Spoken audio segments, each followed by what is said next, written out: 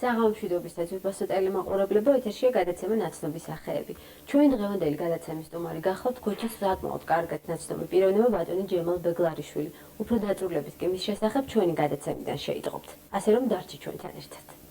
ბლიც ანკეტა. ზოდიაქოს ნიშანი კურო, საყვარელი ქალაქი გორი, ცხოვრების მიზანი გამხდარიყო მუსიკოსი, ოცნება ბედნიერ მშვიდობიან საქართველოში ცხოვრება.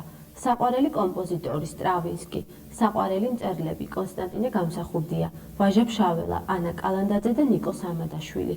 ჰობი მუსიკა, საყვარელი საჭმელები ხინკალი, ქაბაბი და მწვადი. წელიწადის საყვარელი დრო, ზაფხული, საყვარელი ფერი, ყავისფერი. ბიოგრაფიული შტრიხები.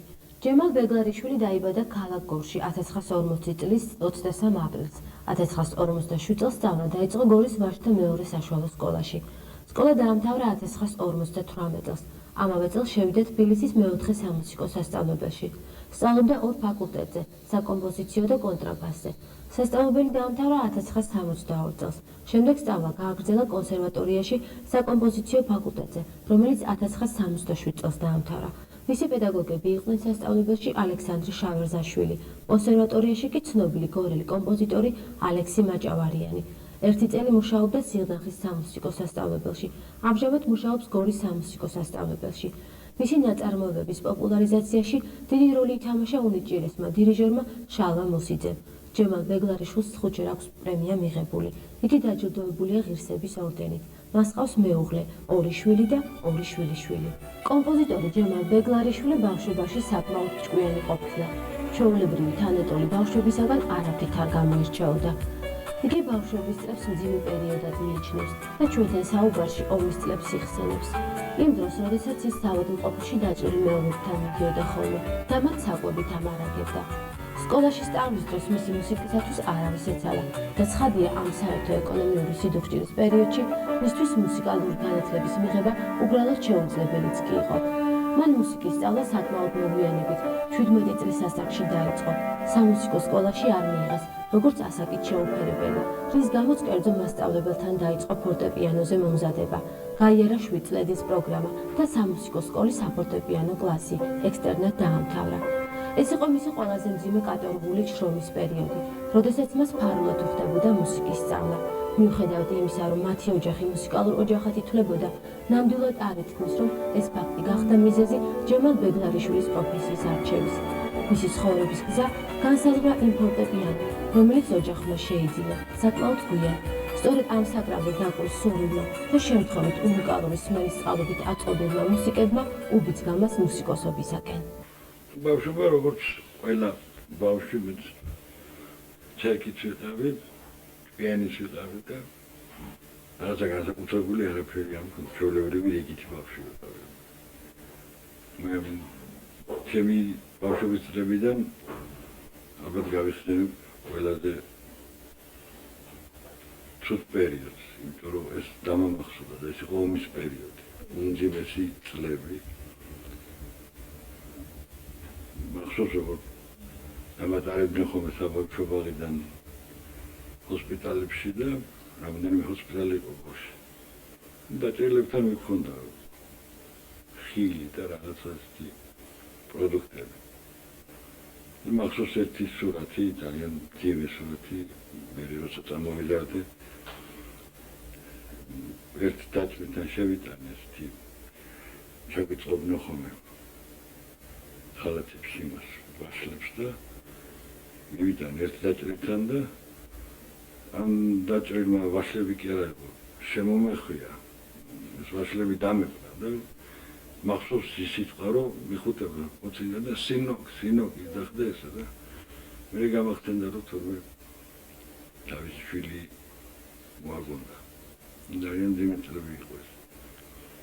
შემდეგ ომის შემდგომ პერიოდი ძალიან მძიმე იყო. გაგონილი გექნებათ. ასე ჩემი მუსიკის სარავის არ ეცალა. მაშინ ისეთი გაჭირება იყო, რომ ნამდვილად ცოტას თუ ხონდა შესაძლებლობა, რომ მუსიკაზე ეტარებინა ბავშვი სამუსიკო სკოლაში და რაღაცა ესწავლა ამ ბავშვს. მუსიკა ამის გამო ძალიან გვიან დავიწყე. მუსიკის სწავლა. საკმაოდ ამოსაძილი ვიყავი. ახლა მითხარით საუბარში რომ მე რო კლასში ვიყავი, როდესაც პირველად ჩემთვის რაღაც ნაწარმოები დაუკარიო. და აი მაშინ მიხვდით რომ უკვე მე რო კლასში გამიჩნდა დიდი სურვილი. მე რო კლასში გამიჩნდა სურვილი რომ ნამდვილად კონდა გადაწყვეტილი მუსიკოსობა, მაგრამ არაფერი არ ვიცოდი, აბსოლუტურად არ ვიცოდი. სცენით უკრავდი, მაშინ რაც იყო პოპულარული სიმღერები, რაც რადიოში ისმოდა, საოპერო მუსიკა რაღაცა. სცენით ჰქონდა აწყობილი ყველაფერი და გავდივარ, მაგრამ შემდეგ რაღაცებს უკრავდი მახსოვს კიდევ ამას სცენით ვაწყობდი და გამოვიყო რომ ეს ჩემი საკუთარი იყო და არ იყო მოსმენილი მუსიკა. აქედან დამიბადა სურვილი რომ ჩამეწერა. ნოტები არ ვიცოდი. რაღაც ნიშნები მოვიგონე, ხან ისე წვალობდი ძალიან ბევრს. მერე გიტარის მასწავლებელი რომ არის ის კიდე იქიდან ვისწავლე ერთი ვიოლინოს გასაღები, მერე ბარის გასაღები ერთი წლის შემდეგ მასწავლეს. ბოში არაფერი შეუდა მაშინ, არც ნოტები, არაფერი. მეგერ ძალიან მერიდებოდა, დიდი ვიყავი ასაკით და პატარა ბავშვებთან რაღაცა შეკითხვა ცოტა ისეთი მორიდებული ვიყავი და ამის გამო აი ესე გაჭირვებით თანაც ყველასგან ჩუმად ვსწავლობდი. მათ ოჯახის წევრებმა იცოდნენ რომ რაღაცას ვსწავლობდი, რაღაცას. როდის გადაწყვეტეთ უკვე რომ ჩამებარებინეთ კონსერვატორიაში? ეს უკვე მე-10 კლასს რო ამთავრებდი, გაზაფხული იყო, როცა მამაჩემს უთხარი რომ ხო არ აქონდა ეკონომიკის შესაძლებლობა რომ მოემზადებინა მამაჩემს თავიდან და ამიტომ თავს იკავებდნენ თან ეჭვცეპარებოდა თან გამოვიდო და საქმიდან არავინ აიცოდა მე დაუსიკეთე საკითხი რომ მე სკოლაში აწავ თუ აწავ მასწავლებელთან ეს იყო გაზაფხული იყო უკვე მე-10 კლასს ამთავრებდი და წავიყვანეს. პირველ კლასში ვიყავი ეს ალბათ აპრილი, მაისი და დამთავრდა სასწავლო. სექტემბერში ვიყავი მეორე კლასში და ეს წლის ბოლოს დამთავრდა. კომპოზიტორ ჯემალ ბეგლარიშვილის შემოქმედებას დღეს კარგად იცნობენ მთელ ჩვენს ქვეყანაში და მის ფარგლებს გარეთაც. ბატონ ჯემალის ნაწარმოებებს დიდი წარმატებით ასრულებენ რესპუბლიკის სხვადასხვა მუსიკალური კოლექტივები. განსაკუთრებით ნაყოფიერია კომპოზიტორის ურთიერთობა გორის სამუსიკო სასწავლებლის გოგონათა კამერულ გუნდთან, რომელმაც არაერთხელ მოხიბლა საგუნდო მუსიკის მოყვარულები.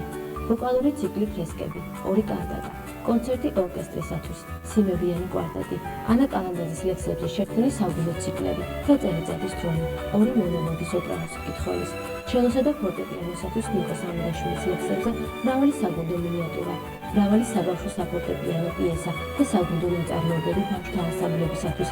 გაფორმებული აქვს სატელევიზიო და თეატრალური სპექტაკლები და სხვა. ეს არის არასრული სია კომპოზიტორის ნაწარმოებებისა. ჯემალ ბეგლარიშვილი ჩვენთან საუბარში აღნიშნავს, რომ ადამიანს თუ ნიჭი აქვს, ის აუცილებლად სადღაც გამოვლინდება. ეს დაახლოებით ასია, ჩემხელ ნაკოჩხას რომ გამოვლინდა სჭირდება, ასია ნიჭის, ის არასოდეს იკარგება. მას როდესაც მუზა მოსწონდა და როდესაც სურვილი ჰქონდა, მაშინ ჰქვია მუსიკალურ ნაწარმოებებს, თუმცა კონსერვატორიაში სწავლის პერიოდში გარკვეულ ჩარჩოებშიც ექცეოდა. კონსერვატორიის დამთავრების შემდეგ იგი განაწილებით სივრცეში გააგზავნეს, ხოლო იქიდან ჩამოსვლის შემდეგ მუშაობას იწყებს გორში. სწორედ გორში გაიცნობს თავის მომავალ მეუღლეს, ქალბატონ ლალის, რომელიც გორის მუსიკალური სასწავლებლების მოსწავლე იყო. ბატონმა ჯემალმა იგი ზამთარში დაინახა პირველად, განახვისთანავე მოიხებლა მისი გარეგნობით. ქალბატონ ლალის მარჯვენა ხელზე გაკეთებული ბეჭედვა ცოტა დააბნია კიდეც, თუმცა როგორც ხდება ხოლმე, ყველაფერი ლამაზად ბედნიერად დასრულდა და 1968 წელს შექმნეს ქართული ტრადიციული ოჯახი. ეს ხო ზამთარში დავინახე პირველად ჩემი მეუღლე სასწავლებელში. თეთრი პალტო ეცვა და შავი საყელო ხონა პალტო. გარეგნობით ყველგან გამოირჩეოდა. არ ვაღიარებ ნამდვილად ესეთი საუკეთესო გოგონა იყო. არა მარტო სასწავლებელში ხოთე. მე როგორც იძახდნენ გორშიც კი. არა ტრაბახობლარი. ძალიან მომეწონა ახლა რა მეტი არის ეჭირო. კარგო ფიზიკურად ახლა რა თქმა უნდა გავიკითხე, ვინ იყო რა იყო, ახლა ისე პატარა მე არ ვიყავი, 28 წელსა ვიყავი და აქ სერიოზულად გადაწყვიტე ოჯახის შექმნა და მომეწონა გოგო, მერე ხალხი ჩავრიე რომ მეთქი მაინც ვინაც ხო სანდოა თუ არა. ნუ ცოტა დავწუნდი რომ ძალიან წესიერი ოჯახიდან იყო, ძალიან წესიერი იყო.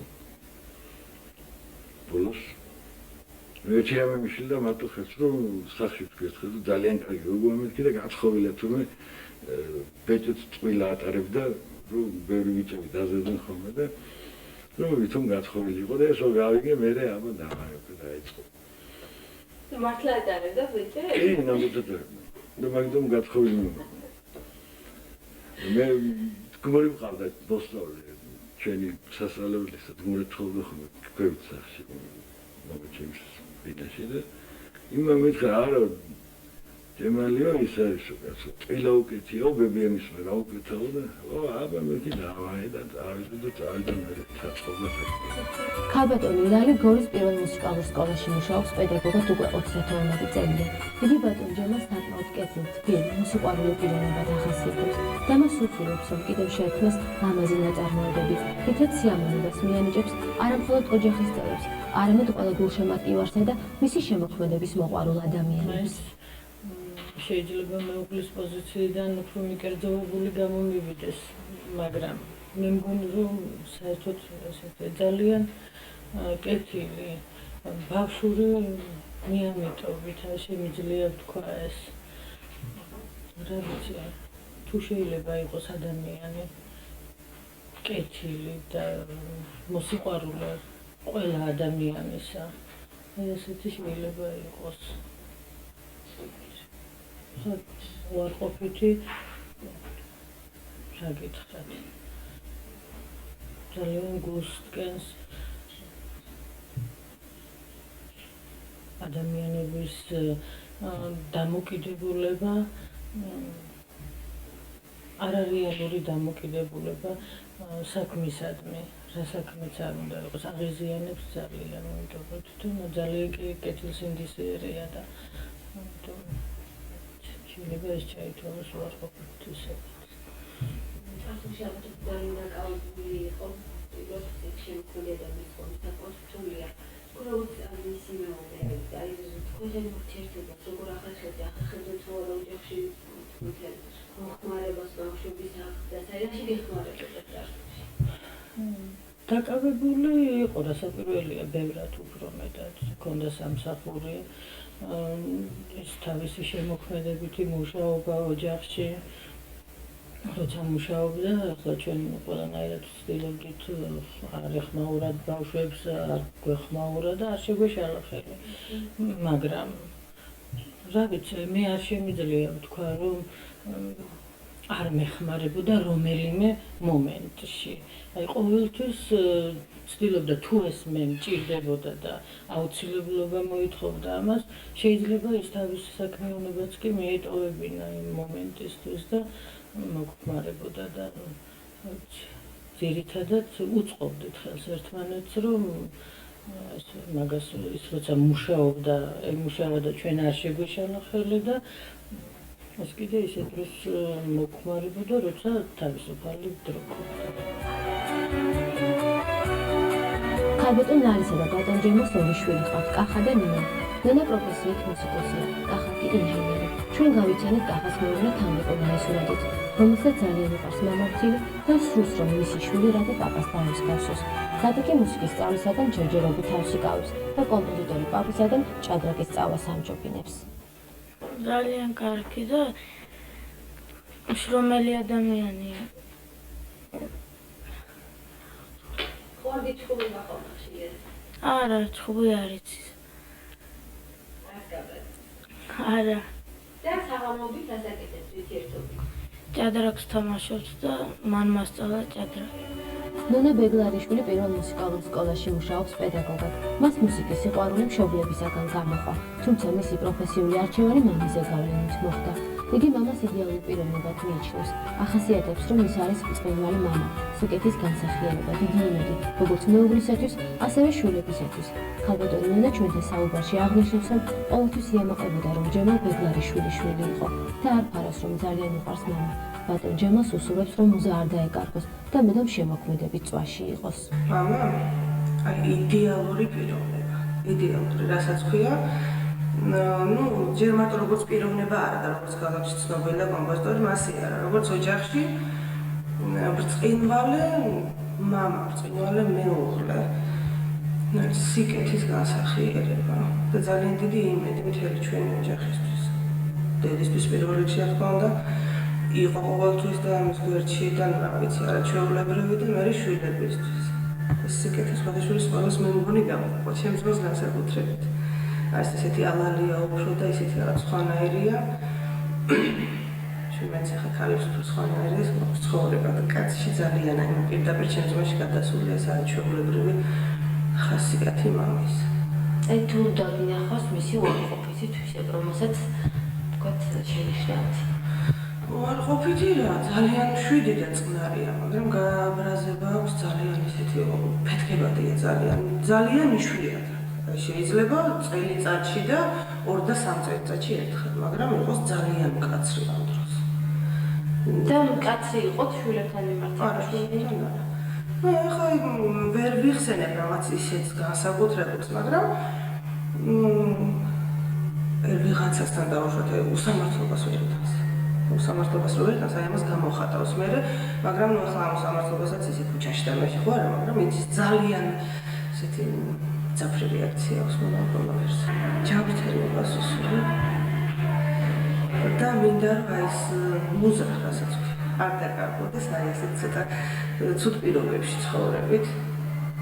ეხლა მაინც კიდე ვიტყვი რომ გამოსწორებულია ყველაფერი და მინდა რომ სულ შემოქმედებად წვაში იყოს. და სულ კარგად ხედავ და გარემოს ხედავ. ჯემალ ბეგლარიშვილის შემოქმედება ქართულ მუსიკასთან და ხალხურ საგუნო ტრადიციასთან სიხორცეულად არის დაკავშირებული. იგი თავის მშობლიურ კერას გორს არასოდეს მოშორებია. იქნებ გორის უძველესი ქალაქის სიმყუდრე დაიცვა კომპოზიტორი უცხოური მუსიკის მძლავრი შემოტევისაგან. მისი შემოქმედებითი ალღა და გენერლობა ყველასაგან გამორჩეულია. მისთვის უცხოა მიმდევრება, საკუთარი პროფესიული არსენალი მხოლოდ და მხოლოდ იმით აღიჭურვა, რაც ღირებულია, რაც მუსიკის ეროვნული იერსახის გამოკვეთას ემსახურება.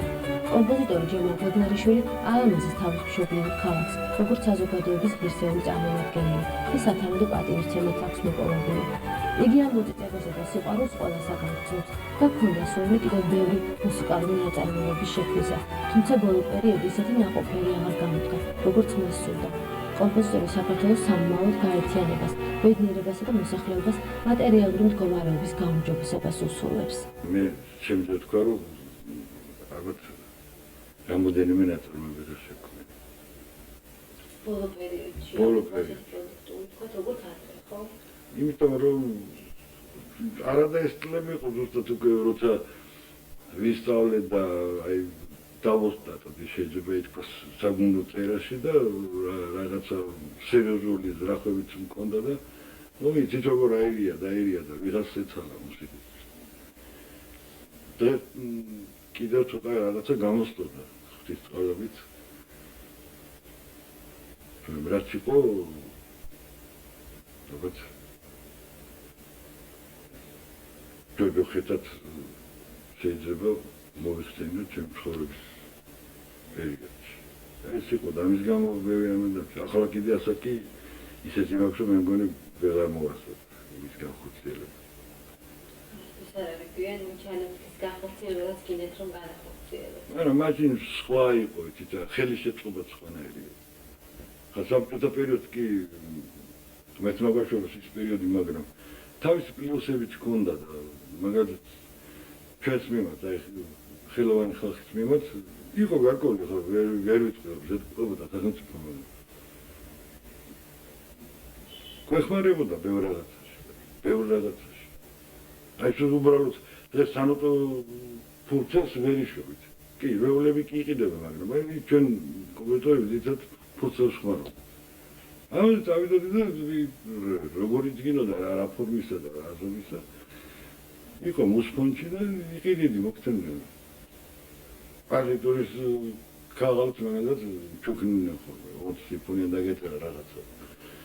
ის რაც ძნელი იყო, უფრო დეფიციტური იმას ყიდულობდი. მან კაპიკები ღირდა. ეხმარებოდა და გვიბეჭდადნენ ნოტებს. უზღვაძლებდნენ პოპულარობასაც ხო იხვეჭდნენ. გაგვაგზავნე ხან სადღაც, ამ სულ ისინი მუსფონდი გვიხდა. რა თქმა უნდა მატერიალურად და მატერიალურად რა თქმა უნდა, კულტურის სამინისტრო ყიდულობდა ჩემსათემებს, იყო შეკვეთები იქიდან. რას უსურვებთ როგორც საკუთართან საკუთარ ოჯახს, ესე დღიან საქართველოს მოსახლეობას. ალბათ სტანდარტულ სიტყვას მოვიშველი ვიხმარდი ამ შემთხვევაში. რა თქმა უნდა, ეს მთლიანობა ჩვენი საქართველოს გამთლიანება. და ის ბედნიერება, რომელიცაც ხალხი ელოდება, დიდი ხანი ელოდება და ღირსია ჩვენი ხალხი, ხო? ვიზერიტი ვართ ნაკლები, პოტენციური შესაძლებლობა არ აქვს თუ არ აქვს ბუნებრივი პირობები, მაგრამ იცით რა, 70 წელიწადი ისი უღელის ქვეშ ცხოვრობდა. რა თქმა უნდა, მაგრამ იმედი ადამიანი იმედი ცხოვრობს. უეჭველად მე არ მაქვს იმედი რომ მოესწრები, მაგრამ ახალგაზრდობა იზეიმებს ნამდვილად. გამარჯვებს, დიდ გამარჯვებს იზეიმებს. დაწუნებული ვარ. ჯემალ ბეგლარიშვილის შემოქმედებაზე ბევრია საქმე. ჩვენს მიზანს ამჯერად წარმოადგენდა მხოლოდ არაანალიზი მისი მუსიკალური მოღვაწეობისა, არამედ ჩვენი თვალით დანახული ადამიანური პორტრეტისა და შემოქმედების ზოგიერთი შტოქის წარმოჩენა. მისი პიროვნებასა და შემოქმედებას მაღალ შეფასებას აძლევენ პროფესიონალები, კოლეგები, შემსრულებლები. ისინი, ვინც კარგად უწყის საგუნდო მუსიკის ყალბი. ნიჭის აღიარებამ ბუხარესტში დადასტურებული, მას არაერთხელ დაუმსახურებია. ერთ გადაცემაში სრულად ვერ გაგაცნობთ ამ პიროვნებას, თუმცა ვფიქრობ, რომ მას ისედაც უკვე კარგად იცნობს ქონდა საზოგადოება. ჯემალ ბეგლარიშვილს აქვს ხელოვანისათვის ძნელად მოსაპოვებელი და ამდენად უზენაესი ჯილდო. იგი ჭეშმარიტად ქართული კომპოზიტორი, რომლის შემოქმედებაში ძალიანად ფეთქავს ეროვნული დარგი, რომლის მუსიკაში სიცოცხლეს განაგრძობს ეროვნული ტრადიცია. მან უკვე საკუთარი ადგილი დაიმკვიდრა ქართულ პროფესიულ მუსიკაში და ჩვენ ის გადაგვჩენია მას შემდგომი წარმატებები ვუსურვოთ. თვითფასი ტელემაყურებლებო, ამით ჩვენი გადაცემა დასასრულს მივუახლოვდა. ჩვენ ერთ კვირაში კვლავ შეხვდებით ერთმანეთს და ისევ თქვენთვის საინტერესო ნაცნობ პიროვნებას წარმოგიდგენთ ოჯახურ გარემოში. დიდი მადლობა ყურადღებისათვის, ნახვამდის.